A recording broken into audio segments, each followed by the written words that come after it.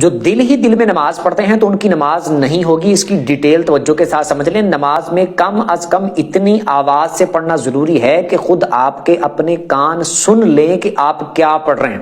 بعض لوگ پڑھ رہے ہوتے ہیں دل ہی دل میں، اور وہ نہ ہونٹ ہل رہے ہیں، نہ منہ ہل رہا ہے، نہ زبان ہل رہی ہے، دل ہی دل میں پڑھ رہے ہیں. اس طرح نماز نہیں ہوگی. اور اگر کسی کے ہونٹ یا زبان تو ہل رہی ہے لیکن آواز پیدا ہو ہی نہیں رہی، تب بھی ان کی نماز نہیں ہوگی، کیونکہ اس کو پڑھنا نہیں کہتے. اور نماز میں ہم نے پڑھنی ہوتی ہے سورہ فاتحہ، سورت پڑھنی ہوتی ہے. تو جو پڑھنے کی ڈیفینیشن ہے اس پر یہ پورا اترتا ہی نہیں ہے آپ کا صرف زبان ہلانا یا ہونٹ ہلانا اور آواز پیدا ہی نہ ہو.